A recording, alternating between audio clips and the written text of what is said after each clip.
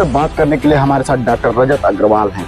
जो है सुसाइड के बहुत सारे केसेस आ रहे हैं इंजीनियरिंग के क्षेत्र में। गोरखपुर का बच्चा हो, देवरिया का बच्चा हो, बिहार का बच्चा हो, सबके लिए ओपन है। फिर उस शिक्षा के लिए मैं 1 साल अमेरिका रहा, बुद्धा इंस्टीट्यूट 2009 में एस्टैब्लिश किया। प्रोत्साहन दिया जाए, कैसे उनको आगे बढ़ने के लिए? उनको वही दिखता है जो दिमाग को पता है। इंटर्नशिप का मतलब होता है कि आपने पढ़ाई की, आपने 9 पॉइंट्स को ध्यान देते हैं, तो मेरी उम्मीद है कि आप अपनी लाइफ में बहुत प्रोग्रेस है। मान लीजिए 70% है, तो चाहे 75% वाला हो या 90% वाला हो, कंपनी के लिए दोनों। हमारी मौजूदगी से बीआईटी के कैंपस में है और स्कूलिंग लाइफ कैंपस में अपने लक्ष्य के प्रति, अपने शिक्षा के प्रति, अपने लक्ष्य को किस तरह से हासिल करें, उन सब चीजों पे बात करने के लिए हमारे साथ डॉक्टर रजत अग्रवाल हैं। प्रसिद्ध चिकित्सक हैं और बीआईटी के फाउंडर भी हैं। बीआईटी का प्लान भी इन्हीं का था, किस तरह से इसको धरातल पे उतारा जाए, किस तरह से स्कूलिंग लाइफ में एक छोटे शहरों के बच्चे अपने मंजिल को हासिल करते हैं। इन सब चीजों पे हमारी इनसे बात होगी। सर, बहुत बहुत स्वागत है आपका। शुक्रिया। सर, आप खुद पेशे से चिकित्सक हैं और तमाम स्कूलिंग लाइफ देखे होंगे, खुद पढ़ाई किए होंगे। अपने लक्ष्य को हासिल करने के लिए बच्चों को किस तरह से तैयारियां करना पड़ता है, किस तरह से वो आगे जाएं ताकि उनको एक मुकाम हासिल हो सके? तमाम बच्चे बीच बीच में भटक भी जाते हैं। देखिए, बहुत अच्छा सवाल है कि मैं पहले अपने बारे में बता दूं। मेरा नाम डॉक्टर रजत अग्रवाल है। मैं एक ऑर्थोपेडिक सर्जन हूं। मैंने गोरखपुर में 12th तक की स्कूलिंग की। उसके बाद मैं पढ़ाई के लिए देहरादून गया, फिर मुंबई गया। फिर उस शिक्षा के लिए मैं 1 साल अमेरिका रहा, वहां मैंने उच्च शिक्षा प्राप्त की। और वहीं से मेरा एक मन था कि पूर्वांचल के जो बच्चे हैं उनको उच्च शिक्षा के लिए, क्योंकि कई बच्चे हैं बाहर नहीं जा पाते हैं, तो मेरा मन था, क्योंकि मेरी ट्रेनिंग अमेरिका, मुंबई सब जगह हुई, कि एक उसी लेवल का एक अच्छा सा इंस्टीट्यूशन खोला जाए और जो शिक्षा हमें वहाँ मिलती है उसी लेवल की शिक्षा हमें यहाँ पे मिल सके। तो बच्चों को हमने ये कैंपस बुद्धा इंस्टीट्यूट 2009 में एस्टैब्लिश किया। इसमें हमें ये समझ में आया कि आज के टाइम में कंपटीशन बहुत है, बहुत सारे बच्चे हैं, बहुत सारे कोर्सेज हैं, लेकिन प्लेसमेंट के लिए सीटें कम हैं, बच्चे ज़्यादा हैं। तो एक हमने ये सोचा कि हम कुछ ऐसे पॉइंट्स हैं।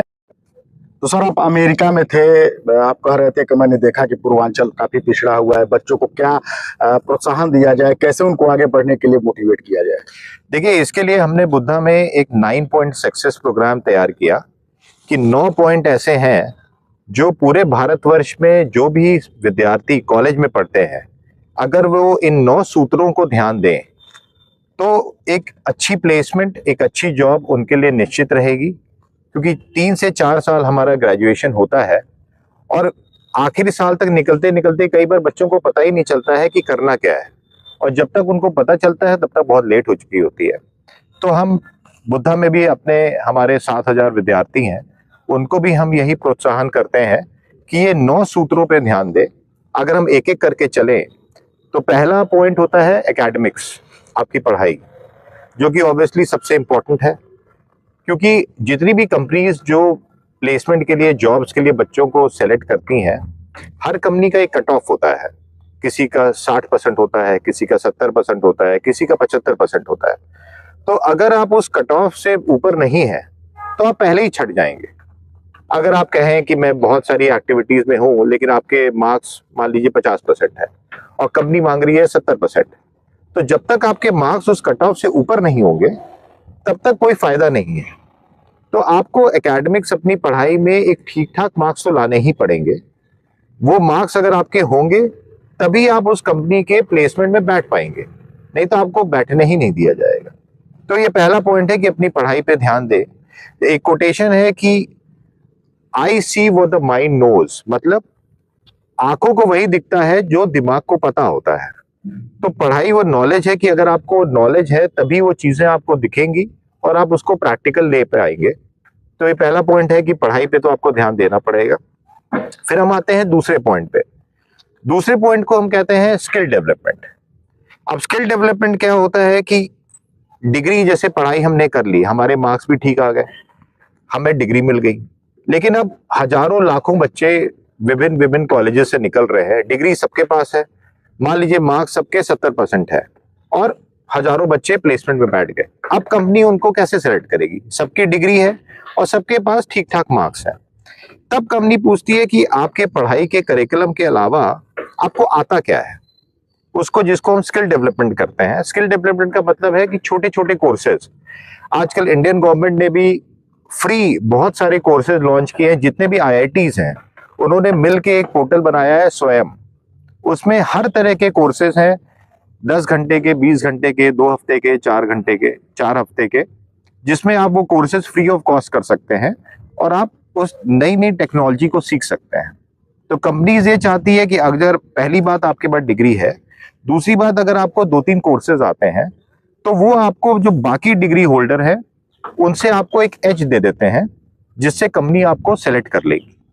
तो स्किल डेवलपमेंट है कि छोटे छोटे कोर्सेज स्वयं पोर्टल पे अवेलेबल हैं हर ब्रांच के, आप उसको जाएं और उन कोर्सेज को जरूर करें।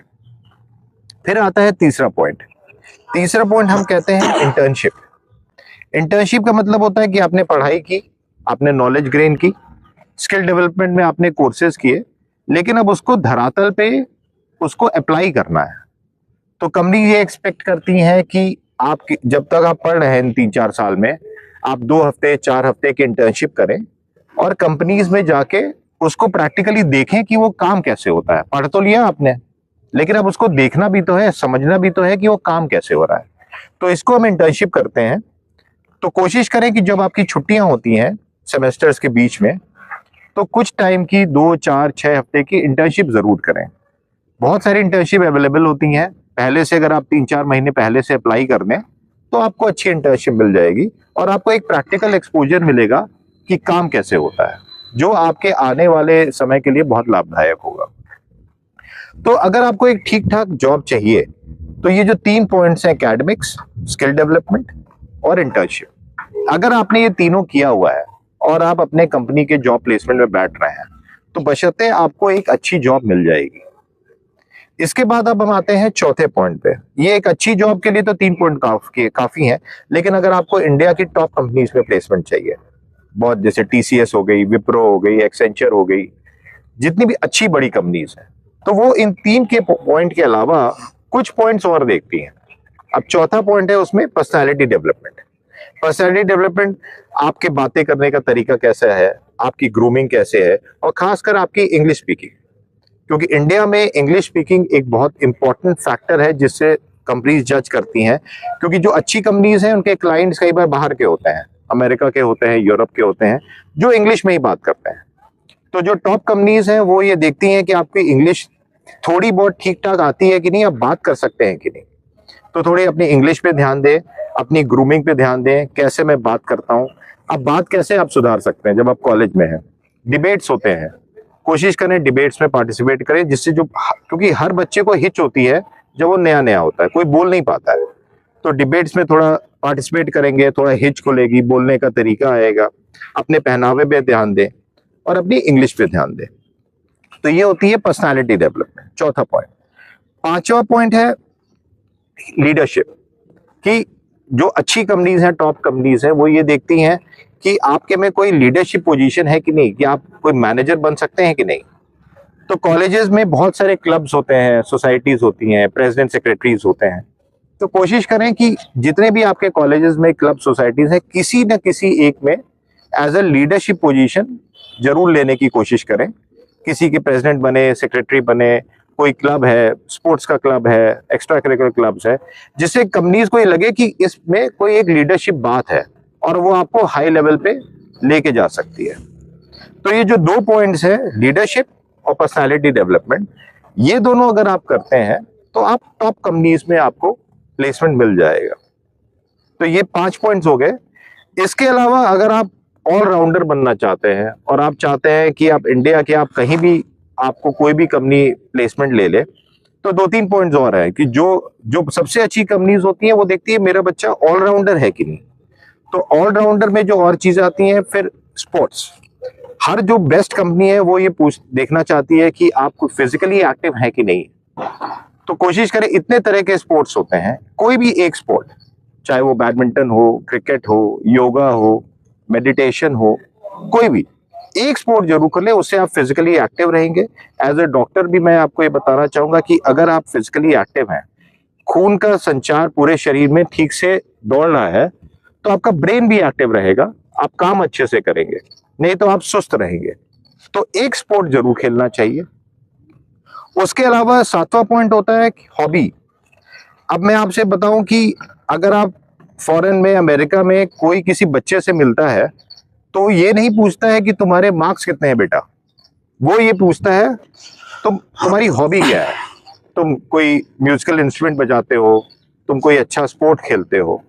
ये एक फर्क है। हमारे इंडियन पेरेंट्स में रहता है कि हम किसी भी बच्चे से मिलेंगे तो हमारा पहला सवाल ये होगा मार्क्स कितने आते हैं तुम्हारा। लेकिन साथ साथ हॉबी बहुत इंपॉर्टेंट है। आप पेंटिंग कर सकते हैं, आप कोई म्यूजिकल इंस्ट्रूमेंट बजा सकते हैं, आपको लिखने का शौक है तो लिखना कर सकते हैं। कोई एक हॉबी आपके पास जरूर होनी चाहिए जिसको हम एक्स्ट्रा करिकुलर्स कहते हैं। अगर आप वो करेंगे तो आप एक ऑलराउंडर की तरह चमक के आएंगे। तो ये 6वां और 7वां स्पोर्ट्स और एक्स्ट्रा करिकुलर्स है। इसके अलावा 2 पॉइंट्स और है जो कुछ कंपनीज मांगती हैं। एक तो रिसर्च। आजकल इंडियन गवर्नमेंट का भी बहुत ज्यादा फोकस है स्टार्टअप पे कि अपना एक आइडिया लाओ, इनोवेशन लाओ।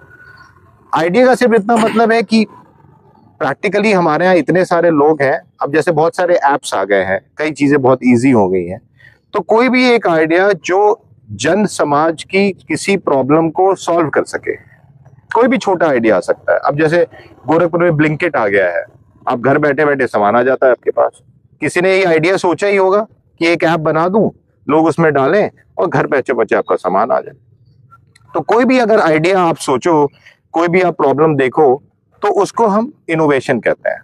उस इनोवेशन पे ध्यान दे सकते हो आप। उससे रिलेटेड फिर आप बहुत सारी गवर्नमेंट की स्कीम्स हैं, बहुत सारी फंडिंग अपॉर्चुनिटीज अवेलेबल हैं। स्टार्टअप इंडिया आजकल बहुत ज्यादा प्रोग्रेस में है, तो आप इस रिसर्च पे ध्यान दे सकते हो। और लास्ट और 9वां पॉइंट है सोशल सर्विस। हम पढ़ रहे हैं, भगवान ने हमें एक क्षमता दी है, हमारा शरीर ठीक है, हम पढ़ भी रहे हैं, तो कुछ समाज के लिए कुछ थोड़ा बहुत चीजें आपको सोशल सर्विस जिसको हम कहते हैं जरूर करनी चाहिए। बूढ़े हैं, बच्चे हैं, गर्भवती महिलाएं हैं, किसी ना किसी के लिए जिसमें भी आपको थोड़ी रुचि है, समाज के लिए आपको जरूर करना चाहिए। आजकल सोशल मीडिया पे हर कोई एक्टिव है, आप सोशल मीडिया पे ही अच्छी चीजें, अवेयरनेस डाल सकते हैं, कुछ फील्ड विजिट्स कर सकते हैं, जैसा आपका इंटरेस्ट हो। तो ओवरऑल ये 9 पॉइंट्स हैं जिन पे हम अपने भी स्टूडेंट्स को पूरा ध्यान देने को कहते हैं फर्स्ट ईयर से ही, कि ये आपको 9 पॉइंट्स एक ऑलराउंडर बनाएंगे, एक अच्छा इंसान बनाएंगे और आपको टॉप पे लेके जाएंगे। तो मैं अगर आपको ये 9 पॉइंट समराइज करूं तो पहला है एकेडमिक्स, जो कि सबसे इंपॉर्टेंट है।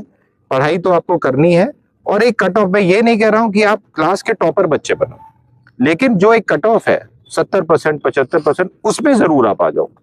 उस ग्रुप में आओगे तभी आगे बढ़ोगे। दूसरा स्किल डेवलपमेंट, छोटे छोटे ऑनलाइन कोर्सेज जो भारत सरकार के द्वारा इतना ज्यादा फ्री, इतनी मेहनत हो रही है, अच्छे अच्छे आईटी के प्रोफेसर्स बना रहे हैं, और 1-2 कोर्सेज जरूर करो। तीसरा इंटर्नशिप, कंपनीज में अप्लाई करो, जाओ देखो काम कैसे होता है। चौथा, अपनी पर्सनालिटी पे ध्यान दो, अपने पहनावे पे, अपनी इंग्लिश पे, बोलने के तरीके पे। 5वां, लीडरशिप पोजीशन, किसी क्लब में जरूर अप्लाई करो, प्रेसिडेंट, सेक्रेटरी।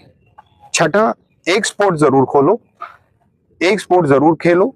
7वां, कोई एक हॉबी रखो, पेंटिंग हो गया, म्यूजिक हो गया, लिखने का शौक है, एक हॉबी रखो।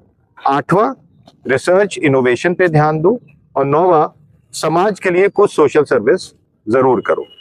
अगर आप इन 9 पॉइंट्स को ध्यान देते हैं तो मेरी उम्मीद है कि आप अपनी लाइफ में बहुत प्रोग्रेस करेंगे और एक अच्छे इंसान बन के आएंगे। सर, एक सवाल है आपसे।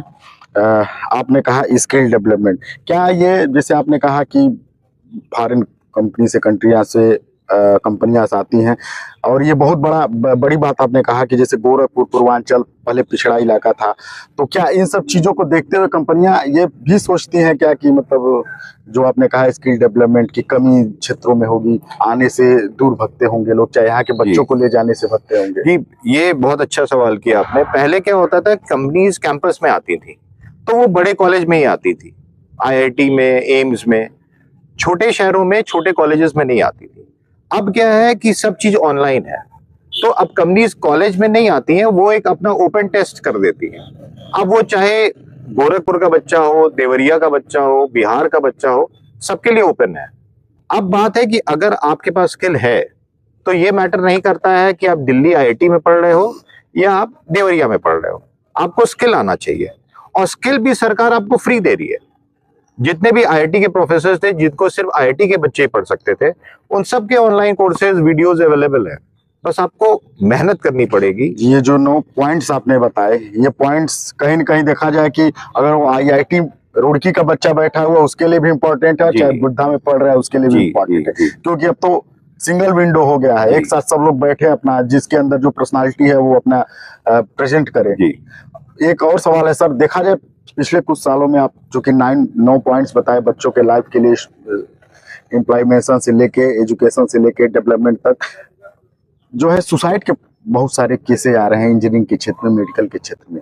इन सब चीजों से बच्चों को कैसे निकला जाए? अगर कोई मानसिक तनाव हो या उनके ऊपर कोई ज्यादा तरह का प्रेशर है तो उसको फेस न करके वो गलत रास्ते पे चले जा रहे हैं। जी जी, ये भी बात बहुत इंपॉर्टेंट जैसे आपने कहा। देखिए, इसका यही कारण है कि हजारों बच्चे निकल रहे हैं, जॉब है कम। अब एक बच्चा है जिसने थोड़ी ठीक ठाक मेहनत तो कर ली, पढ़ाई भी कर ली, लेकिन प्लेसमेंट नहीं हुआ। अब प्रेशर बहुत ज्यादा है। तो इन्हीं चीजों को देखते हुए ये 9 सूत्र बनाए हैं कि अगर आप सब चीजों पे, आपको टॉपर नहीं बनना है, आपको सब चीजों पे थोड़ा थोड़ा ध्यान देना। अब जैसे इस पे मैं एज ए डॉक्टर स्पोर्ट्स की बात करूंगा। जैसे कई बच्चे हैं जो सिर्फ बैठे ही रह जाते हैं दिन भर कुर्सी मेज पे और पढ़ते ही रहते हैं, लेकिन हर चीज बैलेंस होनी चाहिए। लाइफ में बैलेंस का बहुत बड़ा महत्व है। थोड़ा सा आधे घंटे कुछ नहीं है तो थोड़ा चल के ही आ जाओ, थोड़ा वॉक कर लो, जॉगिंग कर लो। अगर आप चलोगे, आपका ब्रेन एक्टिव रहेगा तो नेगेटिव एनर्जी नहीं आएगी। अगर खून का दौरा ब्रेन में बढ़ता रहेगा, चलता रहेगा, तो नेगेटिव एनर्जी का नहीं आएगी, जिससे आप एक्टिव रहोगे, खुश रहोगे।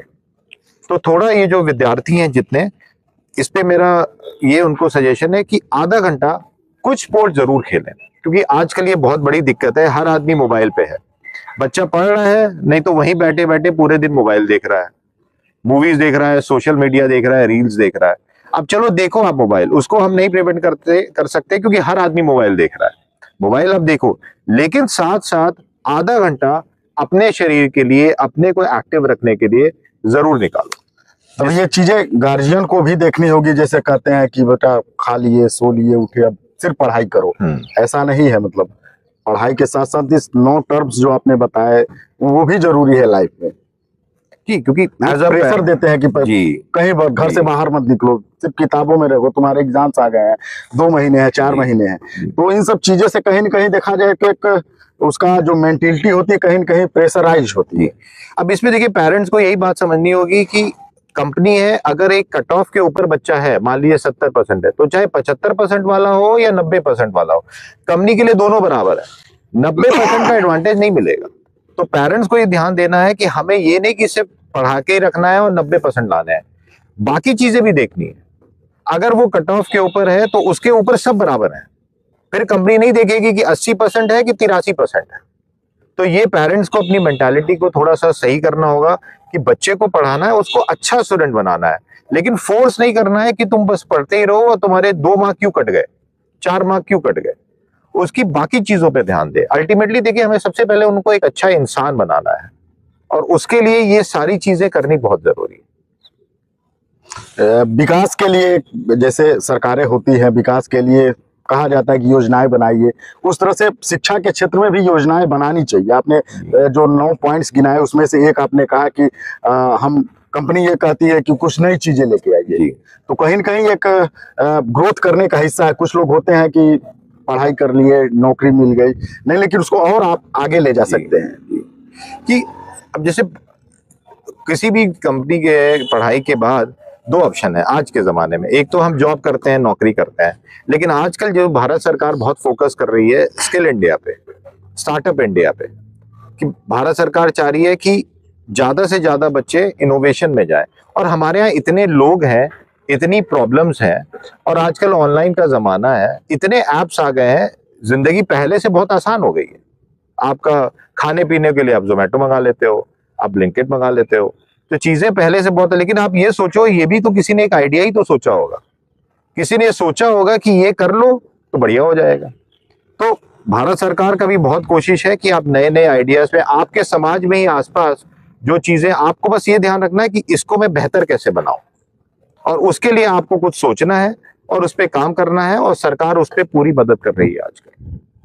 तो जॉब तो एक ऑप्शन है ही, लेकिन साथ में एक ये नया रास्ता और खुल गया है जिसमें आप जा सकते हैं और बहुत आगे बढ़ सकते हैं।